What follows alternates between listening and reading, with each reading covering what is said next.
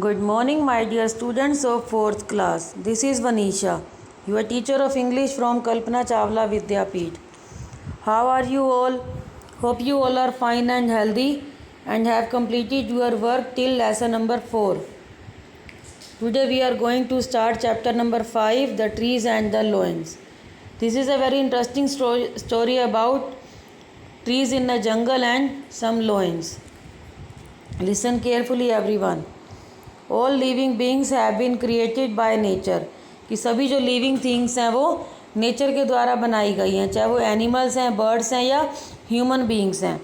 Animals depend on plants for food and oxygen, कि animals जो हैं अपने फूड के लिए और ऑक्सीजन के लिए प्लांट्स पे डिपेंड करते हैं. तो सबको मालूम है ना, प्लांट से हमें ऑक्सीजन मिलती है, फूड मिलता है. तो एनिमल्स भी अपनी इन ज़रूरतों के लिए प्लांट्स पे डिपेंड करते हैं. Plants depend on animals for pollination, manure and carbon dioxide that they are used in process of photosynthesis. और प्लांट्स जो हैं वो एनिमल्स के ऊपर डिपेंड करते हैं, ये एक दूसरे के ऊपर इंटरडिपेंडेंट रहते हैं. प्लांट्स एनिमल्स के ऊपर किस बात के लिए डिपेंड करते हैं? पोलिनेशन के लिए. पोलिनेशन क्या होता है? पोलिनेशन वो प्रोसेस होता है जिसमें प्लांट्स के जो बीज होते हैं एक जगह से दूसरी जगह पे ट्रांसफ़र होते हैं.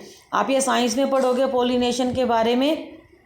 अब आपकी बुक में आया तो मैं बता रही हूँ. पोलिनेशन में क्या होता है, फ्लावर्स के अंदर जो बीज होते हैं छोटे छोटे, वो हवा के थ्रू या पानी के थ्रू बारिश में इधर से उधर चले जाते हैं और जहाँ भी वो रुक जाते हैं वहाँ पे नया प्लांट उग जाता है. तो कई बार क्या होता है, एनिमल्स की स्किन पे, जैसे एनिमल्स प्लांट्स के पास से जा रहे होते हैं तो उनकी स्किन पे ये चिपक जाते हैं उनके बीज. तो जहाँ पे एनिमल्स जाके बैठते हैं वहाँ पे ये बीज गिर जाते हैं और वहाँ पे न्यू प्लांट ग्रो हो जाता है. और मैन्योर के लिए, अब एनिमल्स जो होते हैं वो जो उनका वेस्ट होता है उससे मैन्योर बनती है, ये आप लोगों को भी पता होगा. और कार्बन डाइऑक्साइड जो कि प्लांट्स को चाहिए होती है फोटोसिंथेसिस के प्रोसेस के लिए. फोटोसिंथेसिस वो प्रोसेस होता है जिस प्रोसेस से प्लांट्स अपना खाना बनाते हैं. ये दोनों साइंस की टर्म्स हैं आपकी, तो साइंस वाली मैम और अच्छे से समझा पाएंगी आपको. Discuss what would happen in case the plants decide to live without the animals. ये डिस्कस करेंगे हम इस स्टोरी में, जिसमें कि प्लांट्स डिसाइड करते हैं कि हम एनिमल्स के बिना रहेंगे. जो आपको अभी पिछले चैप्टर में बताया था ना कि एक साइकिल चलता रहता है, मतलब प्लांट्स और एनिमल्स एक दूसरे के ऊपर डिपेंड रहते हैं. Far away in a huge jungle there lived two trees that stood side by side. कि दूर की बात है, जंगल में, बड़े से जंगल में दो ट्रीज थे जो कि पास पास उगे हुए थे, जैसे कि आप पिक्चर में देख सकते हो अपनी बुक में. They were very good friends, वो आपस में काफ़ी अच्छे फ्रेंड्स थे. The same jungle was home to several lions who used to come to rest in the glade. और वही जंगल में बहुत सारे लोइंस भी रहते थे, वो उनका घर था जो कि उसकी पेड़ों की छाया में आके रेस्ट करते थे. ग्लेड मीन्स होता है शेड, पेड़ों की जो छाया होती है उसमें आके रेस्ट करते थे.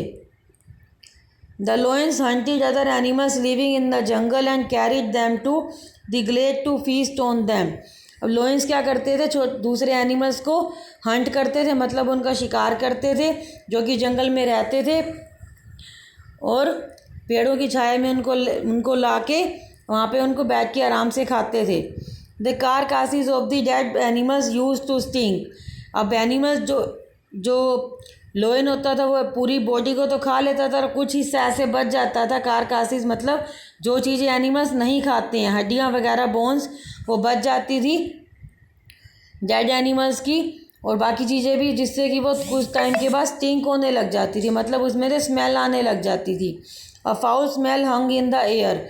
एक बड़ी गंदी सी स्मेल हवा में फैलती जा रही थी.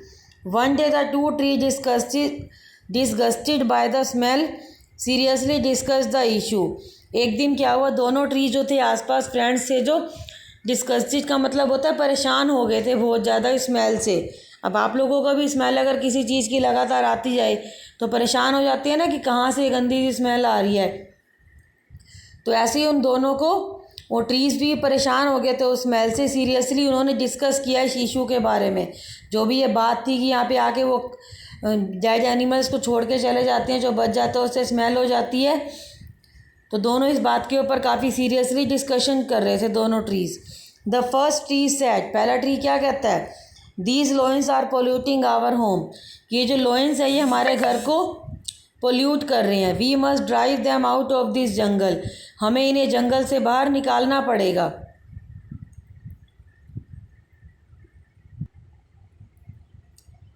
ये बेटा फर्स्ट पेज था। सेकंड पेज है, yes agreed the second one. अब दूसरा कहता है हाँ ये सही बात है कि मैं आपकी बात से एग्री करता हूँ कि ये हमारे यहाँ पे जो एटमॉस्फेयर को पोल्यूट कर रहे हैं, स्मेल कर रहे हैं, तो हमें इनको यहाँ से निकालना पड़ेगा।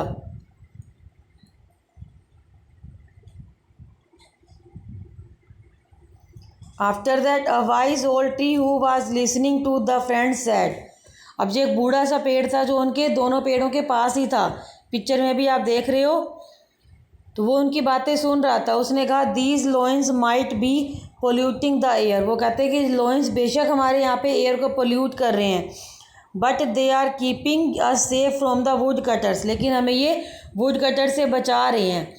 वुड कटर्स कौन होते हैं, जो लकड़ी काटने वाले होते हैं।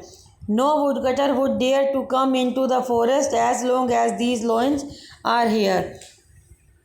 अब वो ओल्ड ट्री कहता है उनको कि किसी भी वुड कटर की हिम्मत नहीं होती इस जंगल में आने की, फॉरेस्ट में आने की, जब तक ये लोइंस यहाँ पे हैं, क्योंकि शेर के लोइंस के डर से कोई भी जंगल में नहीं आता।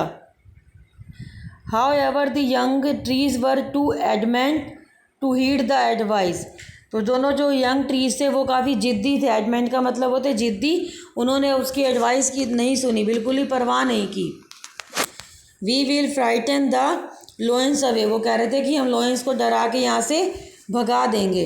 दे will be so terrified that they will leave this jungle, कहते हैं कि हम उनको इतना ज़्यादा डरा देंगे, इतना ज़्यादा वो डर जाएंगे यहाँ से, हम उनको डराएंगे कि वो जंगल छोड़ के चले जाएंगे।